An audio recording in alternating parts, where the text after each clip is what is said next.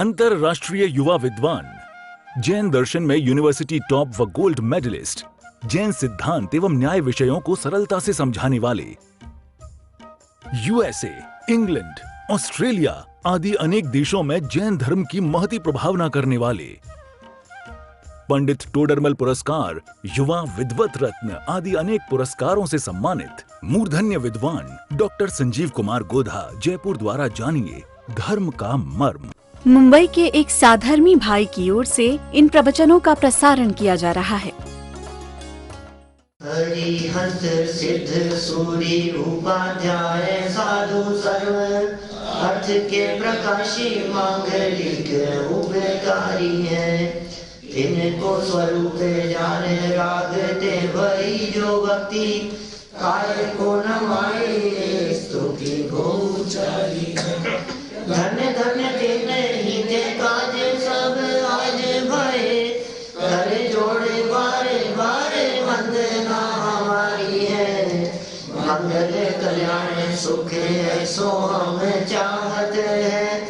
ओ मेरी ऐसी दशा जैसी तुम्हारी है। ओ मेरी ऐसी दशा जैसी तुम्हारी है। ओ मेरी ऐसी दशा जैसी तुम्हारी है। क्षत्र चूड़ामणि नामक यह ग्रंथ जीवनधर स्वामी यहाँ धर्म भावना के संदर्भ में विचार और चिंतन कर रहे थे। कल हमने थोड़ी बहुत चर्चा इस धर्म भावना के संदर्भ में की है कि इस धर्म का कुछ अद्भुत महात्म्य है। धर्म की महिमा ही ऐसी है कि जिसके जीवन में धर्म उतरता है उसके जीवन में फिर अशांति नहीं रहती। धर्म करने वाले व्यक्ति का जीवन सुखमय हो जाता है, शांतिमय हो जाता है। ये सबसे बड़ा लाभ धर्म करने का है। इस बात को यहाँ वादीप सिंह आचार्य देव बहुत सरल शब्दों में समझा रहे थे। उन्होंने कहा मनुष्य को दुख की प्राप्ति नहीं होती। फिर काफ़ी चर्चा हमने इसके बारे में कल आपके बीच में की है कि वो दुख की प्राप्ति नहीं होती का अर्थ वो जो पुण्य बंधता है उससे अनुकूलताएं मिलती है।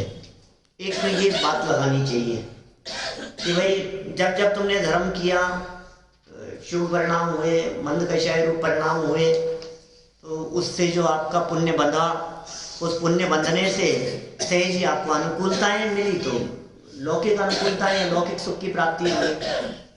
फिर दूसरा एक हेतु दिया गया कि धर्म करने वाले का चिंतन बदल जाता है, धर्म करने वाले की सोच बदल जाती है। परिस्थितियां नहीं बदलता, मनस्थिति बदलती है। परिस्थिति न बदलने पर भी जब उन परिस्थितियों को देखने का दृष्टिकोण बदल जाता है, जब उन परिस्थितियों को देखने का एक नया एंगल मिल जाता है, जब घटनाओं को और परिस्थितियों को वस्तु स्वभाव के सन्मुख जाकर के वो देखता है, तो फिर वो अनुभव करता है एक एक कण कण की स्वाधीनता का, एक एक पदार्थ की स्वतंत्रता का। जगत का परमाणु परमाणु स्वाधीन है, स्वतंत्र है, उसे करने धरने वाला कोई नहीं है, वो अपनी योग्यता से परिणमित होता है। तो इसके चित्त में शांति रहे बिना नहीं रहती। फिर चाहे बड़े से बड़े संकट आ जाए, पहाड़ टूट पड़े माथे पर, विपत्तियां आ जाए, लेकिन वो धैर्य धारण करता है अपने चिंतन के बल पर, इस जनवाणी के बल पर, इस तत्वज्ञान के बल पर, इस वस्तु स्वरूप के विचार के बल पर। एकमात्र ये वस्तु स्वरूप का विचार ऐसा है जो विचार बहुत बुरी से बुरी स्थिति में भी व्यक्ति को हिम्मत नहीं हारने देता, धैर्य बंधाता है, ढांढस बंधाता है। ये धर्म है। विचलित नहीं होने देता, आकुलित नहीं होने देता, परेशान नहीं होने देता। मैं ऐसा भी कह सकता हूँ, आज के लोक व्यवहार और बोलचाल की भाषा में यदि इसको प्रयोग करें तो हम कह सकते हैं डिप्रेशन का इससे अच्छा कोई इलाज नहीं है। हर व्यक्ति डिप्रेशन में है। कई बार जैसे बहुत डॉक्टर्स मिलते हैं ना, सब तरफ ही डॉक्टर्स रहते हैं। हमारे तो आसपास में डॉक्टर्स भी रहते हैं, वकील भी रहते हैं, इंजीनियर भी रहते हैं, आप भी डॉक्टर, इसलिए डॉक्टर रहते हैं। तो सब बड़े बड़े पदों वाले भी सब तरह के लोग मिलते हैं। तो वो कभी चर्चाएं चलती है तो वो कहते हैं पंडित जी दुनिया का हर व्यक्ति डिप्रेशन में है, कोई ज्यादा डिप्रेशन में है, कोई कम है, लेकिन कहीं ना कहीं डिप्रेशन तो सबको है। ऐसा होता ही नहीं है, हर व्यक्ति कोई ना कोई बात से लेकर के वो व्यक्ति ग्रसित रहता ही है। और वो बात देखते ही, वो शब्द सुनते ही, वो चर्चा आते ही, वो जो अंदर में तेज वो डिप्रेशन में है, वो स्वाति नहीं है ना वो बात। मुझे इनका नाम, मेरे सामने उनका नाम मत लेना बस। तो इसका मतलब ये है उस नाम को तुम्हारे जो दिमाग में जो है ना कुछ, ये कहीं ना कहीं तुम डिप्रेशन के शिकार हो। मैं नहीं कह रहा हूँ, ये डॉक्टर्स कह रहे हैं। तो हम उनको ये कहते हैं कि भाई जितने व्यक्ति दुनिया में डिप्रेशन में हैं, डिप्रेशन माने क्या होता है? चलो एक बात बताओ। अवसाद, तीव्र आकुलता। अरे मतलब ये जन्म कहाँ लेती है ये डिप्रेशन वाली बीमारी? ये पेट में जन्म लेती है कि हाथ पांव में? दिमाग में, सोच में जन्म लेती है, दिमाग में जन्म लेती है। तो सुनो, ये जो है ना व्याख्यान और ये जनवाणी, ये शरीर का इलाज नहीं करती, ये सोच का इलाज करती है। ये दिमाग का इलाज है, डिप्रेशन भगाने का है, डिप्रेशन से भगाने का है, डिप्रेशन से भगाने का। इतने लोगों के यूट्यूब पर मैसेज आते हैं ना, माइंड ब्लोइंग ऐसा लिख करके आते हैं, दिमाग साफ हो गया, दिमाग हिल गया, ऐसे मैसेज लिख करके आते हैं, विचार बदल गए, सोचने का नजरिया बदल गया। तो भाई इसी के लिए तो है।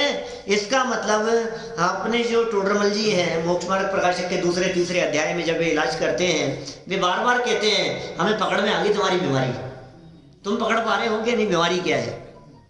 यदा बीमारी ये कि ये कहना नहीं मानता, हटाओ इसको।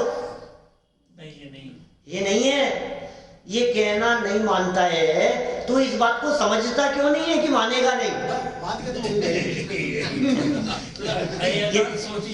यदि तूने इस बात को समझ लिया, स्वीकार कर लिया कि ये कहना मानेगा नहीं, तो काम हो गया। ये बतला रहे हैं यहाँ ये धर्म, समझ में आ रही है बात? कल तो मन्ना लाल जी मेरे से बोले कि वो प्रवचन है ना, रिकॉर्ड करके देना उसको, वहाँ अपने नेवटा में बांटेंगे उसकी कैसेट। आपसे बोले क्या? अच्छा आप निकल गए थे तो बोले मेरे को आज ही का चाहिए प्रवचन। नहीं मेरे को रिकॉर्डिंग कैसेट चाहिए, ऐसा बोले। मैंने कहा अरुण जी से बोलना, क्योंकि मैंने कल इस तरह की बातें भी की थी। अभी वो आज मंगलवार है उनके, वो वहाँ काफी भक्त आते हैं क्षेत्र पर, तो वो बात इस तरह की थी कि भाई भगवान की भक्ति से भला होता है, लेकिन मांगना उचित नहीं है। बिना मांगे मिल जाए, यही तो करा रहे। कल हमने जो श्लोक कहा था आपको, धर्म करत संसार सुख, धर्म करत निर्वाण, धर्म संसाथे बिना नरतरियंच समान, हमने बारे भावना नहीं बोली। बुधरदास जी के बारे भावना में गजब की लाइनें हैं। क्या लिखा उन्होंने बुधरदास जी ने? बोलो। जाचे सुर तरु दे सुख, चिंतक चिंतारे, बिन जाचे बिन चिंतये, धर्म सकल सुख दे। भाई याचना का काम नहीं है यहाँ, मांगने का काम नहीं है।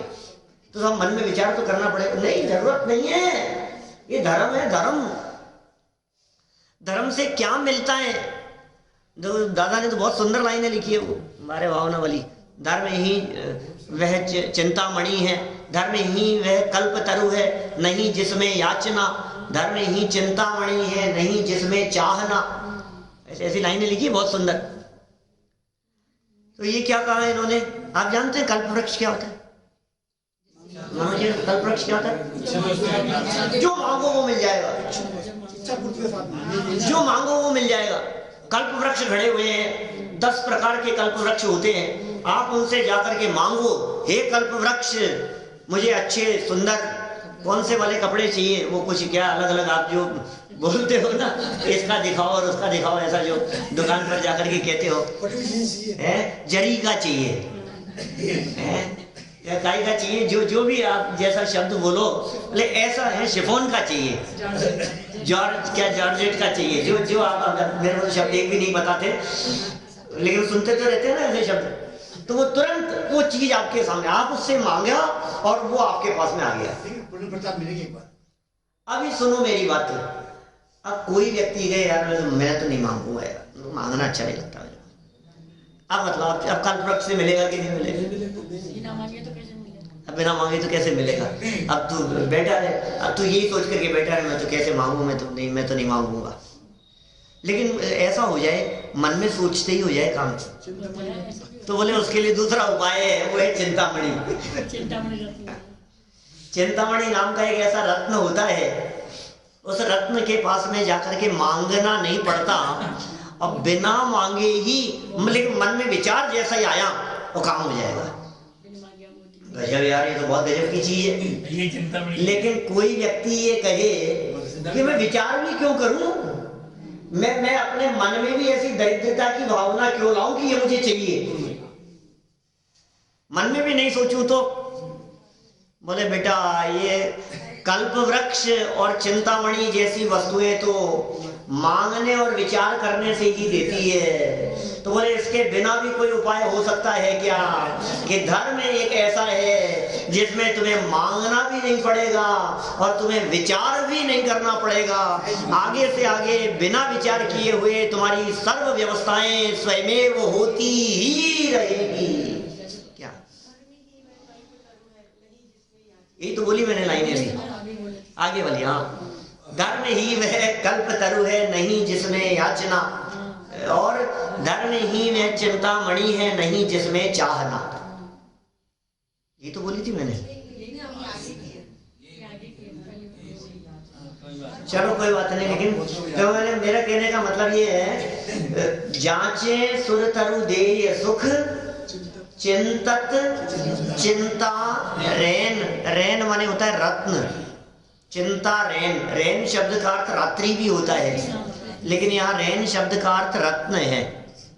चिंता रैन माने चिंतामणि नाम का रत्न, जांचे माने मांगने से, कल्प तरु माने कल्प वृक्ष, तरु माने वृक्ष पेड़, जांचना करने से, सुर तरु कल्प वृक्ष, जांचे सुर तरु देय सुख, चिंतत चिंता करने से चिंतामणि रत्न देता है।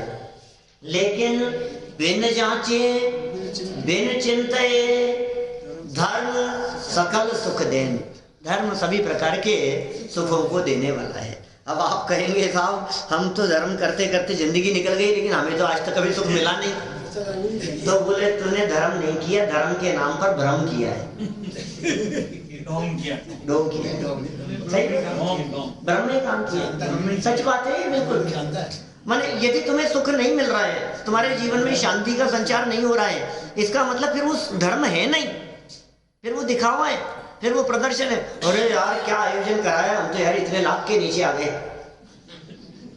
तो भाई फिर तूने तू कह रहे ये धर्म के चक्कर में फंस गया, मैं तो ऐसा हो गया वैसा हो गया, तो भाई इसका मतलब ये है कि तू जिस धर्म के चक्कर में फंस गया और तेरा पैसा चला गया, तो इसका मतलब ये है कि तू गलत जगह पर धर्म समझ बैठा था। वो धर्म नहीं था, धर्म के लिए पैसा दिया नहीं जाता, धर्म के लिए पैसा लिया नहीं जाता, धर्म के लिए भाग दौड़ नहीं की जाती, धर्म के लिए इतने पहाड़ की वंदना करा दी, मेरे को तो घुटने काम करना बंद कर दिया मैंने। जब से शिखर जी जाकर के आया हूँ तब से चला नहीं जा रहा, महीना भर हो गया, ऐसी हालत खराब हुई मेरी। आज धर्म कराए। अरे लेकिन किसने कही थी तेरे को कि शिखर जी पर दौड़ने का नाम धर्म है, बस उस पहाड़ की वंदना का नाम धर्म है।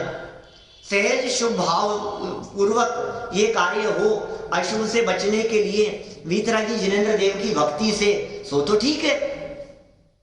लेकिन इसमें यदि तूने धर्म मान लिया, अरे मैं तो तेला करने की प्रतिक्रिया इन्होंने मेरे को चढ़ा दिया, तो तेला कर रहा था मैं तो, इन्होंने 10 लक्षण जी करा दिए मेरे को।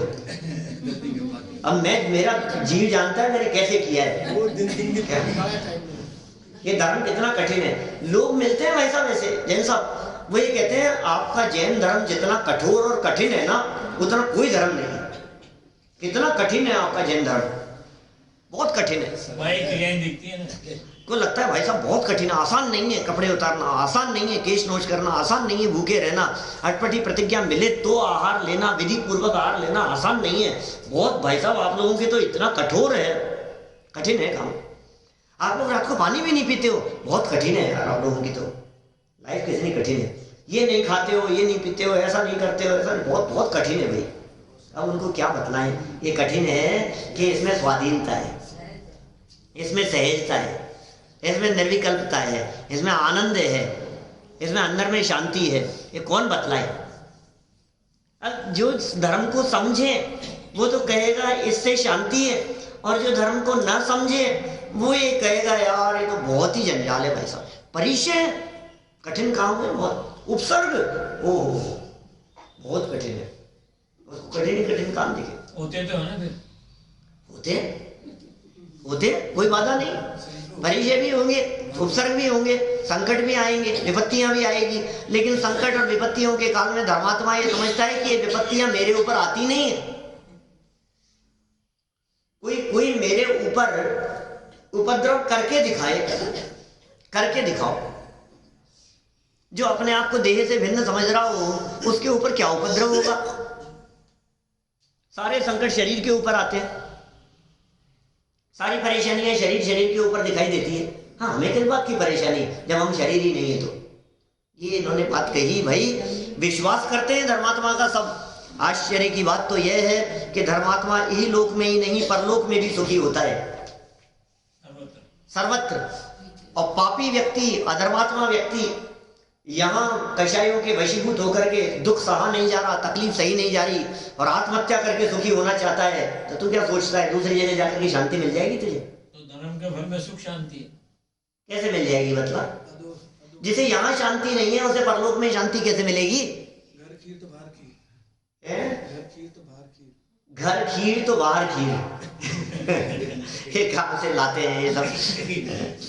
देखिए, ये लोक में भी नहीं परलोक में भी सुखी होता है धर्मात्मा व्यक्ति। आगे 80 नंबर का श्लोक है, अंतिम श्लोक है ये 12 भावनाओं के चिंतन का। तवात्मन्नात्मनीनेस्मिन् जैन धर्मेति निर्मले स्थवीयसि रुचिस्तेया मुक्तिर्मुक्तिदायिनी।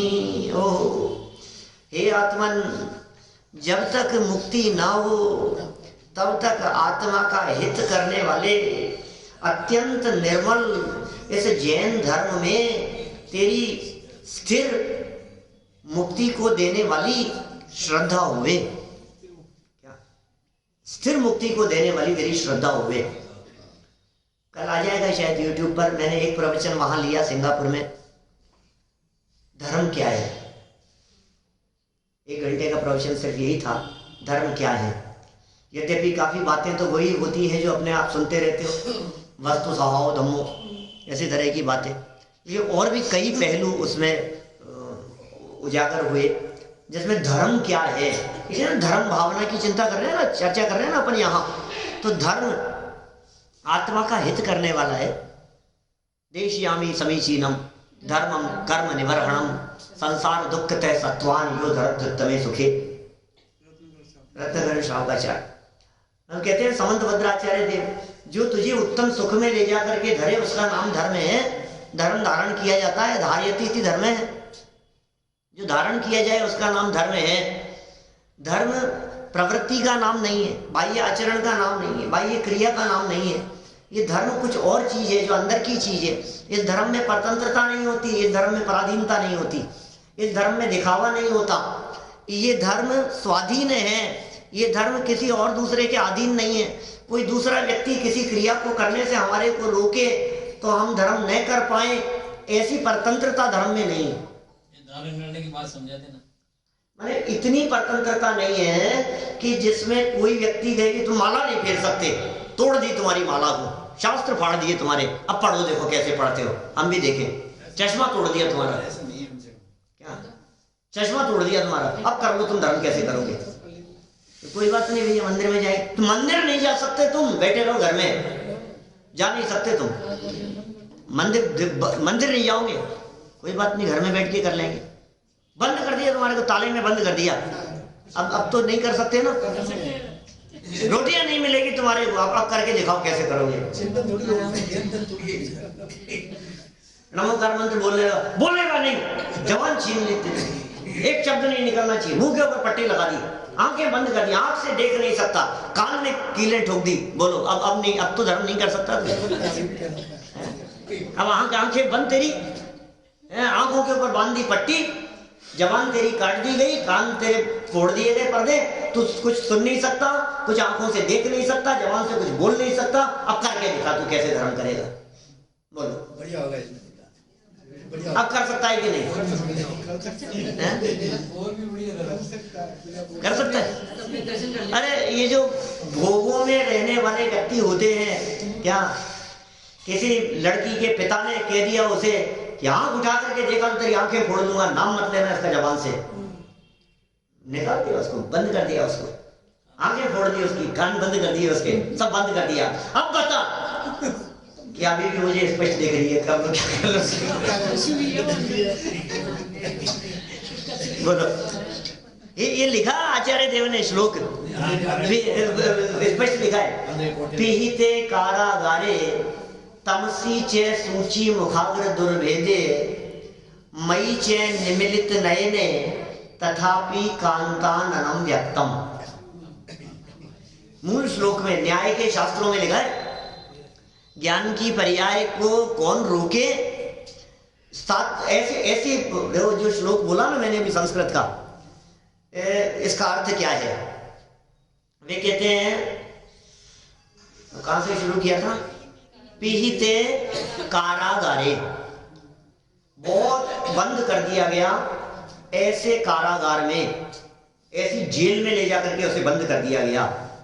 तमसी, जहां अंधकार है, तमस अंधकार है, घना अंधेरा है, और कितना घना अंधेरा है कि सूची मुखाग्र दुर्भेद्य, सूची माने होता है सुई, सूची मुख अग्र दुर्भेद्य, भेदा नहीं जा सकता। माने आप यदि चारों तरफ घूम करके देखो तो कहीं एक सुई की नोक बराबर भी प्रकाश का, रोशनी का, बाहर से कहीं कोई चिलका भी नहीं दिखाई दे रहा, इतना घना अंधकार। हाथ ऐसे करो तो दिखे नहीं, आंखों पे पट्टी बांध दे और कुछ नहीं। तमसी चे सूची मुखाग्र दुर्भेद्य, और मई चे निमिलित नयने, उन्मिलित माने तो खुली हुई, नयन मतलब आंखें, और आंखों को बिल्कुल बंद कर दिया गया है कस के। तथापि कांता माने स्त्री, पत्नी, ऐसा समझो आप, क्यों किसी और की बात करो। कांता, आनन कहते हैं मुख को, कांता आननम व्यक्तम, स्पष्ट दिखाई दे रहा है। अब बोल तू क्या बिगाड़ लेगा मेरा, कोई बात नहीं, क्या फिर भी दिख रहा है। अब कह रहे हैं, जब वो विषय कषाय में रचे पचे लोगों को अपनी पत्नी का मुख, स्त्री का मुख, बाहर में अनेक प्रकार की यातनाएं देने पर भी, पत्नी के मुख में तो क्यों यातनाएं देगा, प्रेमिका के मुख की बात करनी पड़ेगी आपको, कि जहां उसको देख बहुत यातनाएं दी, नहीं देखते हैं ऐसे, खूब पीटा उसको कि आंख उठा करके मत देखना मेरी लड़की की तरफ, लड़की को बंद कर दिया है। रोजाना मूवीज में इस तरह की घटनाएं रोज दिखाते हैं, अब कर ले क्या करेगा, और लहू लुहान कर दिया उसको, बांध दिया उसको, और फिर भी वो क्या कह रहा है कि फिर भी कोई बात नहीं, तुम बिगाड़ लो कुछ भी, मैं तैयार हूं, मार दो, जब तक मैं जिंदा हूं, क्या तब तक तो है पक्का मजनू। अभी सोचो आप, दुनिया की हालत ऐसी, अरे नहीं होता है ऐसा, घर से निकालने को तैयार है, संपत्ति से बेदखल करने को तैयार है, और वो तैयार है कि हाँ कोई बात नहीं, मुझे नहीं चाहिए आपका पैसा, घर से निकाल देंगे तुम्हें, तो तैयार हो जाता है व्यक्ति, कोई बात नहीं। मुंबई के एक साधर्मी भाई की ओर से इन प्रवचनों का प्रसारण किया जा रहा है।